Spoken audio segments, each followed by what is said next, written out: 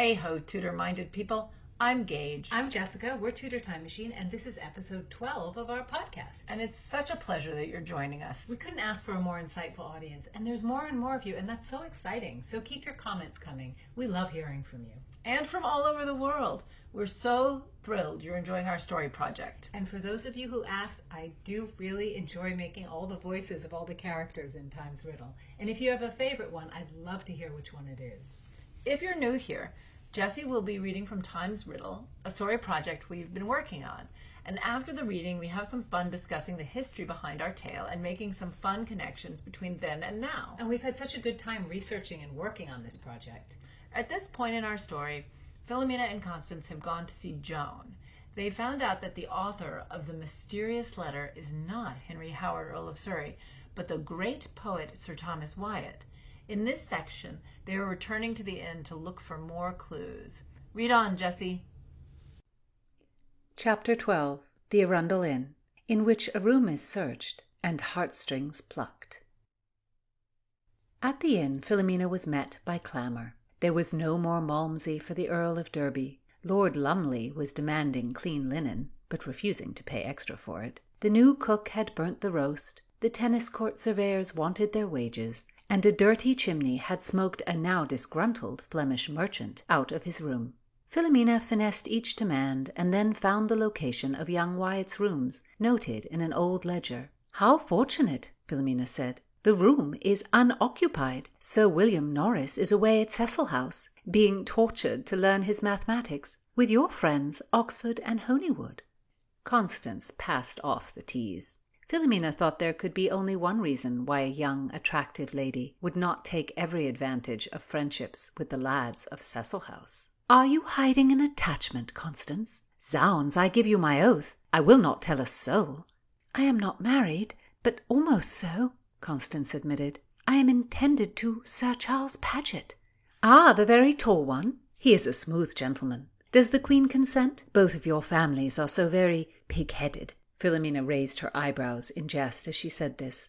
"The Queen has not given her permission, but I hope that if I can distinguish myself with Princess Cecilia, I will gain Her Majesty's favour." "I wish you good fortune. The Queen is said to be a two-headed beast, one generous, one furious." "'Tis true. The moment, the day, the hour, all these must be weighed when Charles and I bring the matter to her." Leading Constance to what used to be young Wyatt's, but was now Black Jack's brother William's room, Philomena considered how the many chambers of the inn had been like so many horse stalls until her mother left them in her hands. Now she understood how her mother found the character in each one, and faulted herself for not paying attention until it was required of her. They were each distinct, luxurious, spare, sunny, prone to damp. Each one had features and an asking price engraved in Philomena's memory.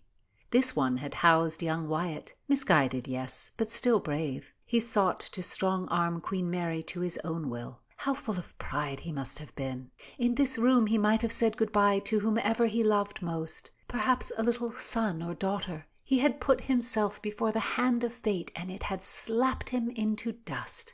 Philomena looked about her, wondering where something might have been hidden away for all these years. There were some aging floorboards. She hoped the carpenter had not yet repaired them. Under the floor was a good place to start a search. Constance stooped down to Philomena, helping to lift a board. Between the ceiling beams she spied a man below who seemed to be painting his hair. "A pox on thee!" Philomena damned the man in a whisper. "Show some consideration. Ruin the linens and floors of your own house, you wee knob!" Constance realized what a naif she was. Men dyed their hair red, just like ladies. Did Her Majesty really bestow a favour because someone matched her hair colour? "Mistress!" A young man was looking down on her. She stood up quickly, as did Philomena. "Good day, sir," said Philomena without a bit of fluster. Constance, however, felt as if he had walked in on her sitting on the privy. She curtsied. "Forgive me for trespassing, sir." "This is not his room, it is his brother's, and I am here as innkeeper," Philomena said. Black Jack was fuming. The girl standing next to Philomena was Constance Stoner, hell's fury. It was all he could do not to grab the jade by the hair and drag her far away from Philomena and far away from his brother's room. How dare she try to implicate his own family in her Catholic treason? "What is your purpose here, Philomena?" he demanded. This floor is unsteady. In Sir William's absence I thought to attend to it, Philomena said calmly. And you brought this friend to fix it? Mistress Stoner is a fine carpenter. Philomena saw his angry face fix on Constance. Her surname was a brand. There is nothing to trouble you here. My carpenter friend is as honest as Christ himself. How she loves to hammer! We women are denied such mannish pleasures. Go, sir, have a drink at my expense, and leave us girls to our indulgence. Mistress, stop this ridiculousness. Why are you in my brother's room? It is my property. I will not remain at an inn where rooms are searched for no reason. My inn is the finest in London, but by all means find one that suits you better, Sir John. He quit the room abruptly. Philomena shut the door behind him. Constance wanted to ask what made this young man aggressive, but Philomena's jaw had a stubborn set.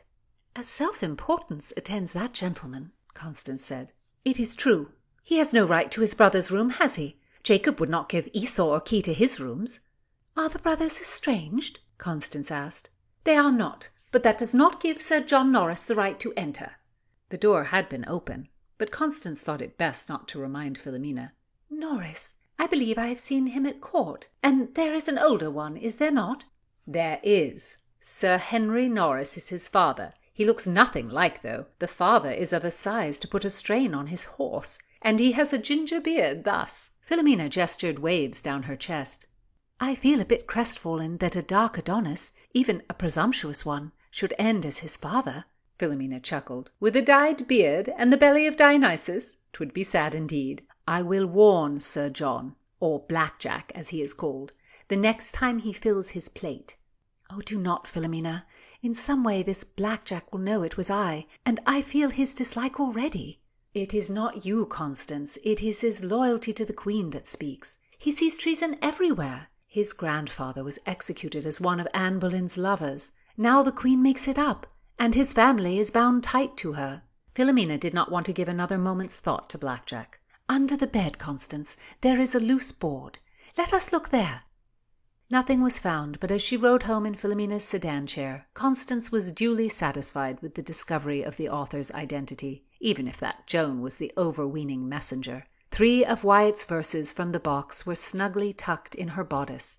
A secret, something she alone would uncover, a metaphor for the relic, a verse about a lost keepsake. Greeted by the accustomed revelry at Bedford House, Constance did not even poke her head around to see who was attending, but slipped right up to her room and began to read.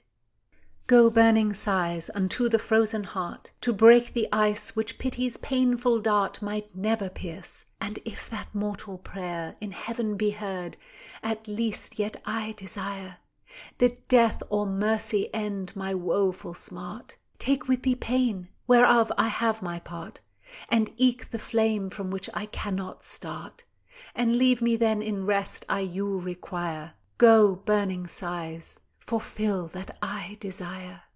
Mortal prayer, Constance considered. Could that be an allusion to the old religion? Unlikely. Could my part be the relic? No, it could not. This poem was about love and passion. She wanted to feel so full of passion, yet at the same time she did not. She had not read much poetry. Aunt Stoner preferred Augustine, Jerome, Erasmus, and the like. In truth, there were no books of poetry to be found at Stoner. These words were exhilarating, and not in the same way as the Our Father. Elin Snakenborg breezed into the chamber and began to bang chests open. Christina Gabriel's daughter traipsed after and, with heavy sighs, cast herself on the bed. "You are such a bore," said Elin to Christina as she lifted a breast and stuffed a rag beneath it, and then did the same to prop up its sister. "Delectable, do you not agree? Oh, you should try it, Mistress Constance. A bold liniment is enticing," said Elin. "You are fashion-wise," said Constance, not looking up. "What are you reading?" Christina inquired of Constance. "Verse? Is it love verse? It will consume Mistress heart-sick." Elin fluffed herself and flounced out of the room.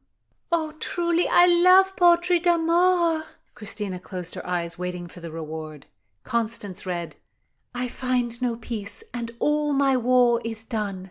I fear and hope, I burn and freeze like ice. I fly aloft, yet can I not arise.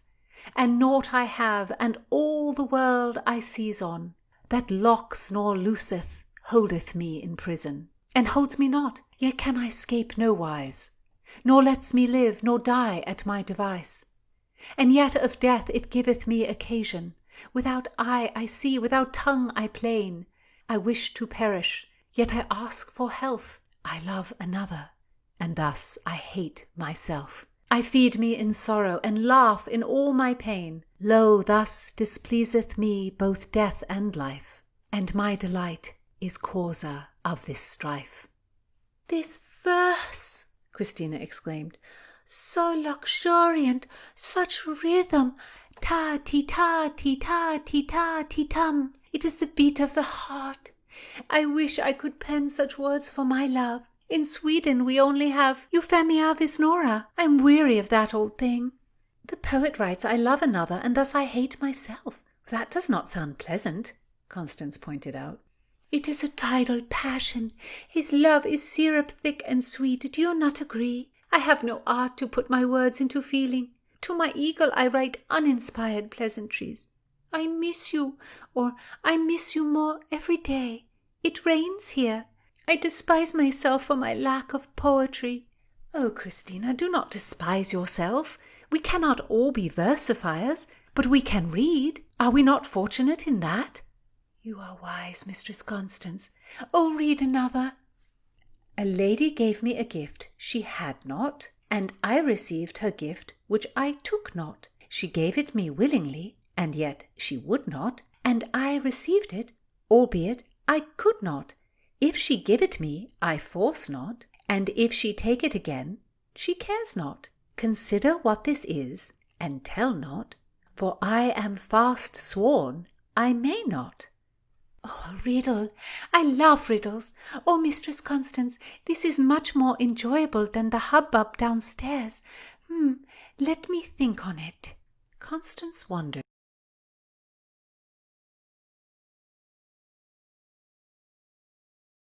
if the gift in the riddle could be Sir Thomas More's ring.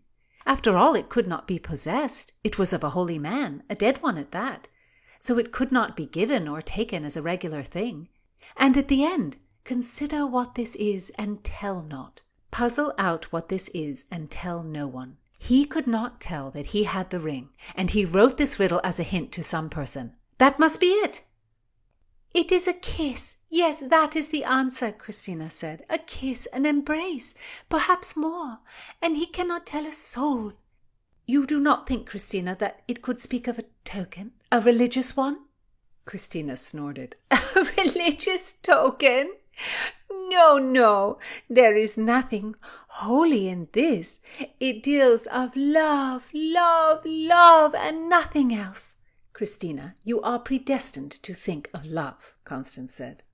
But Christina beamed, perceiving this a compliment. "You have only one more. Let us savour it together." Constance obliged, and read, "If weaker care, if sudden pale colour, if many sighs with little speech to plain, now joy, now woe, if they my share disdain, for hope of small, if much to fear therefore, to haste or slack my pace to less or more, be sign of love, then I do love again. If thou ask whom, sure, since I did refrain, her that did set our country in a roar. The unfeigned cheer of Phyllis hath the place that Brunette had. She hath and ever shall. She from myself now hath me in her grace. She hath in hand my wit, my will in all. My heart alone well worthy she doth stay, without whose help scant do I live a day." "It is the voice of an older man," Constance considered, "as if the poet aged and lost his fire. A bit reasonable. Brunette was the old love, and this Phyllis the new. Do you think he grew tired of waiting for the one he loved, or that something happened to her? I think he liked Phyllis better. She is more cheerful." "What has cheerful to do with love?" Christina demanded. "A pet is cheerful. This man is not who I believed him to be. He was deceitful, inconstant. In fact, I am sure that verse is by a different poet. May I have the frieze and burn one, Mistress Constance? I will copy it out and send it to my eagle." What if Lady was a cipher for the ring, thought Constance. Or if it were a woman, could she be alive and know about Sir Thomas More's relic? Strange conjecture. These poems yielded nothing but more questions.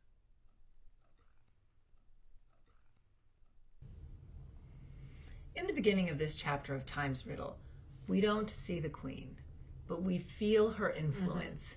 And that is something Jessie and I really wanted to get across. Elizabeth's influence is everywhere in this time period in England, even in the color hair people desired. We have a man dyeing his beard red at the Arundel Inn, and this was a common practice to try to look like the Queen. We are so bombarded with images. We have a choice of influencers. But in 16th century England, only one person ruled as a living icon, Elizabeth. In an age without screens and billboards, which is really hard for us to imagine, Elizabeth was the most common image to see, besides possibly religious images. But with the Reformation's prohibition on worshiping images, I wonder if Elizabeth's subjects saw as many, if not more, images of their queen than they did of the Madonna. Elizabeth's likeness was everywhere. Right from the start of her reign, it was stamped into the new coins she had minted.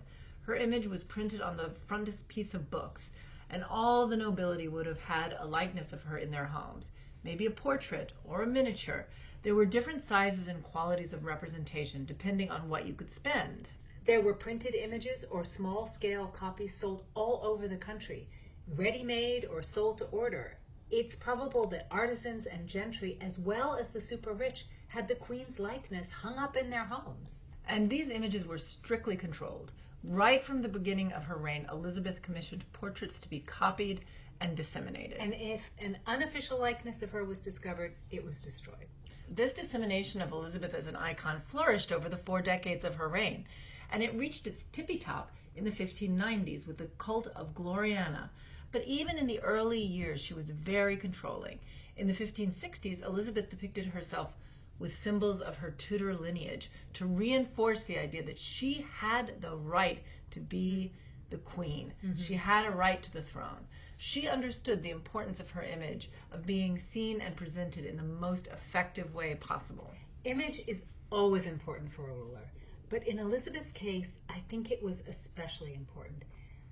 It's hard for us to imagine, to remember, to put ourselves in a place where she was such an unprecedented ruler. She was in such an unprecedented position as an unmarried monarch ruling as a woman, not as a male warrior who could fight for the throne on the battlefield. And she was a queen who many people saw as having a pretty iffy right to the throne. Elizabeth wanted to connect herself to her father, who was a very powerful leader. But it was hard to ignore that her mother, Anne Boleyn, had been extremely unpopular, to put it mildly. Yeah. She died branded with a big A for adultery or a T for treason. And her marriage to Henry VIII was nullified. And Elizabeth herself was declared a bastard. I think she understood right from the beginning that being popular with the people was the only way she was going to keep her power. And a strong image was part of that.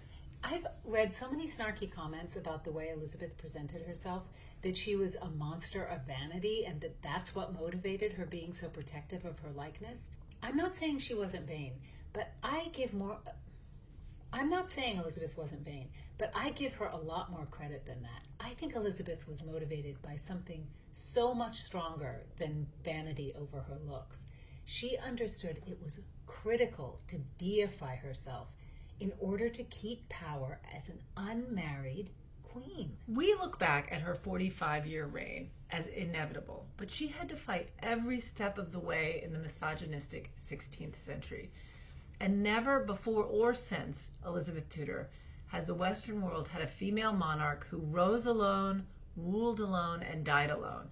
It's breathtaking. Yeah, so here we have this insignificant fellow in his room at the Arundel Inn trying to look a tiny little bit more like his impressive queen. Everybody wanted to imitate the natural redhead Elizabeth. Apparently hair dyes at the time were made of saffron and sulfur powder. Ooh. So saffron sounds nice, but sulfur powder? Yuck. The sulfur caused some serious side effects that were very unpleasant: nausea, diarrhea, and nosebleeds. But hey, anything for fashion. Some less toxic hair treatments were wine and lemon juice and chamomile. I like red hair, but some of the fashions sound hideous. High-ranking fellows would grow one long strand of hair that they would tie with a ribbon on the side of their head. Combine that with padding everything and wearing man corsets and giant codpieces, and the court women whitened their skin with lead and plucked their hairlines to imitate the queen. In this chapter, we see the queen's influence everywhere, not only in the hairstyles, but in her courtiers' love lives. Constance will have to get royal approval for her marriage to Sir Charles Paget. Some historians attribute Elizabeth's involvement in her courtiers' marriages as some kind of twisted virgin bitterness. You are really defending Elizabeth against her grouchy historical critics today. I am, because if Elizabeth wanted to get married and not be a virgin, she could have done it in a split second. And really, all court alliances were of great interest to monarchs. Henry, Mary, and even Edward, or his council anyway, got involved in courtiers' marriages because marriages consolidated power, and they might threaten or they might benefit the ruler. In our story, the queen would not like the Stoner-Paget match. They are two powerful Catholic families, and she would never approve their uniting. No, and this is a conversation that Constance feels comfortable having only at the Arundel Inn because Philomena is a fellow Catholic. I mean, she would never tell her about Charles Paget if she didn't trust her so much. And Philomena sees right away that this match is a problem. She knows that Constance, like everyone, male or female, who is part of the court, has to get royal approval. Look what happened to ladies-in-waiting who didn't get the Queen's okay. Constance would have heard the gossip about the Grey sisters, Mary and Catherine. And the Greys had a strong claim to the throne through their maternal grandmother, Princess Mary Tudor. It's actually illegal for them to marry without royal permission. Right. It's not just Elizabeth being a bitch. They had to get permission. Yes. So Mary Grey marries a soldier who was serving at Whitehall, and that's not that serious. He's a commoner, although it's not appropriate. But Catherine Grey marries Edward Seymour, first Earl of Hertford. And a family that Elizabeth has had trouble with before. Yes. Thomas Seymour, right? So Elizabeth feared that Catherine and Edward would have a child. So she put Catherine into prison. But good old Seymour snuck into the prison, and Catherine had not one but two sons while in prison. Two male heirs who were of Tudor blood. Dangerous for the Queen. But luckily for her, although unluckily for Catherine, Catherine lost the marriage documents. So Elizabeth had the marriage annulled. The boys were declared bastards, and they lost any claim to the throne. I wonder if someone helped her lose it. It seems it must have been. It seems crazy, but that is a story in itself. Whoops, where's the little paper that proves my son should be king? What happened to it? Who misplaced it? Who stole it? Who burnt it? And poor Catherine, she died in prison. Marrying without permission did not go well for her. But people seem to do it anyway. I mean, what were they thinking? They knew Elizabeth would discover the truth and punish them. They weren't going to get away with it. Jessie, you are endlessly surprised by how irrational human beings are. I know, but the trouble you could get into. I mean, even if she could not legally imprison couples for marrying without her permission, Elizabeth could make things terrible for them. Being exiled from court was a career ender, even if you weren't confined to the Tower. So if Constance marries without Elizabeth's permission, she will lose her position as a lady-in-waiting, at the very least. Elizabeth expected complete compliance of her ladies. She expected them to marry who she chose for them, dress the way she dictated, to comport themselves to her liking, and to be educated in a way that would be a credit to her. And that was a high level of learning. That was a high bar. I mean, there is definitely a misconception out there that women like Constance, or any of her fellow ladies-in-waiting, would not have been very well educated. That is just simply not the case. This moment in England was influenced by humanist thinkers like Erasmus, who approved educating women. And as we mentioned in past episodes, one of the main proponents of women's education in England was Sir Thomas More, who educated his daughters with his son. Educating women was promoted. It took a slide under James I in the 17th century, but under the Tudors it flourished. Well, the educational bestseller of the period was The Education of a Christian Woman. That sounds like a lot of fun. Although it is better than the non-education of a Christian woman. You have me there, 100%. That is true. This tome was published in 1523 by Juan Luis Vives and translated into English in 1529. It was praised by Erasmus and by Sir Thomas More, and Vives promoted education for all women of every social class. It's pretty amazing. It's amazing. He said that women were intellectually equal to men. And yet we have been arguing that point for hundreds of years. Why do we have to keep arguing that point? But to be fair, he's not saying that women should be independent and equal in authority to their husbands, just that they have the mental capacity to be educated. He believed in traditional roles for women, but he did feel that society as a whole would benefit from women being educated. And it would be thanks to him and people like Sir Thomas More that a good Catholic family would get a tutor for their girls. Someone like Constance would be taught classics and languages. And she would be expected to keep up her studies at the Queen's Court. Elizabeth herself was incredibly highly educated. At 11, she was able to speak 6 languages. At 11, I could barely speak 1. Elizabeth spoke French, ancient Greek, English, Welsh, Spanish, and Latin, and probably some Italian to thrown in too. Roger Ascham was the Queen's tutor, and he also tutored her siblings, Edward and Mary. Ascham is quoted as saying, "Mark all mathematical heads which be wholly and only bent on these sciences, how solitary they be themselves, how unfit to live with others, how unapt to serve the world." Now, I personally have always loved that quote because it makes me feel much better about being terrible at math. The 16th century had different priorities. Yeah. In our techie society, Elizabeth would have studied advanced math, coding, economics, but Ascham thought the liberal arts, philosophy, logic, linguistics, literature, history, that those were the most important. Ascham was selected by Queen Catherine Parr, who oversaw the education of the royal kids. Catherine was a reformer, an advocate of women's education, and an author of religious philosophy. Actually, she was the first woman to publish in England under her own name. Catherine Parr is mainly known as Henry's 6th wife, and I have always pitied her this unpleasant privilege. I mean, let's be honest. This poor woman had to have sex with Henry with all his oozing ulcers and his massive tummy and his bad temper. Yuck. But she was really so much more than just Henry VIII's last wife. She spent her free time very industriously. As you said, she was an author of at least 3 works, Psalms or Prayers, Prayers or Meditations, and The Lamentation of a Sinner. And she also wrote music. I think she made a huge impression on Elizabeth, who, didn't have a mom. And Catherine became the ideal woman of intelligence and refinement. And we really see that ideal at Elizabeth's court. Elizabeth wanted her ladies to be impressive, so ambassadors would visit her court and think, what a bunch of beautiful, intelligent, and refined young ladies this English queen has around her. Also, the queen spent a lot of time with these women. She didn't want it to be a bunch of know-nothings. They were expected to be educated, but also entertaining and witty. Constance certainly feels undereducated in this witty and entertaining department. I mean, she might have been taught Latin and the lives of the saints at Stoner, but not secular fun. You don't think there's a lot of hot poetry in the education of a Christian woman? I do not. In this chapter, Constance is getting her first taste of secular fun, having a new experience reading poetry, something that Aunt Stoner would not like. No, she's reveling in verse and sexy feelings. She's reading for pleasure and unraveling it. It's all very exciting. I love reading Thomas Wyatt's poetry.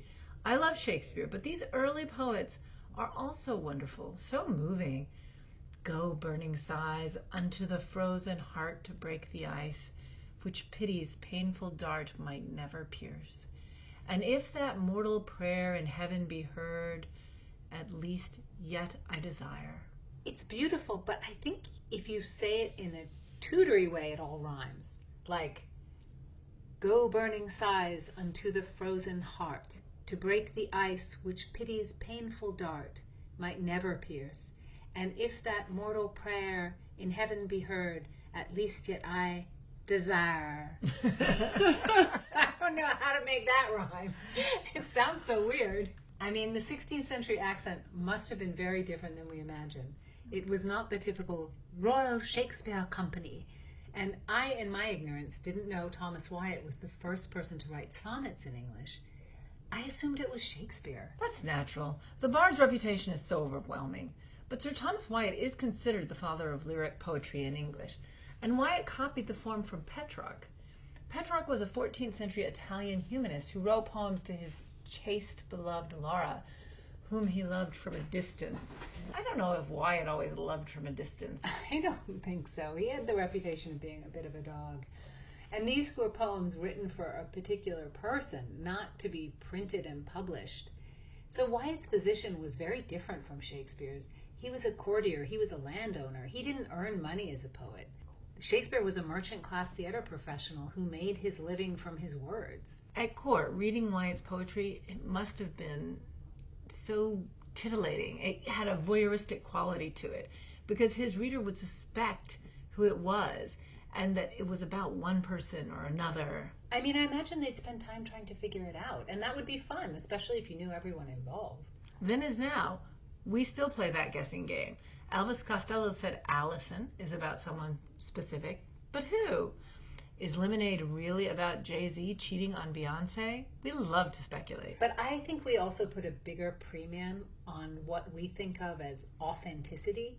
So we like to believe a writer has experienced something firsthand, and we value their work more highly if it's, quote, real.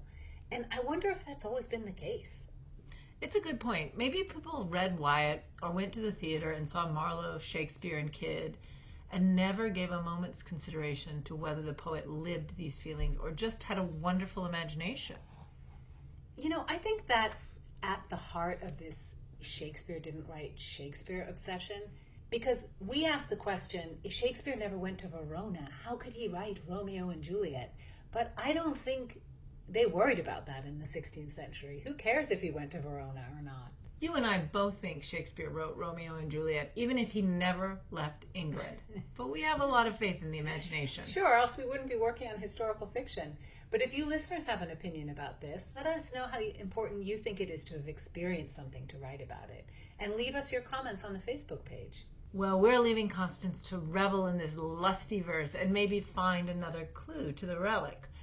We've enjoyed sharing this poetry with you. So listen next time when we return to court for the wedding of Lady Anne Russell and Sir Ambrose Dudley, brother of Robert. So see you next time, and remember to listen for more Times Riddle and more Tudor-minded talk.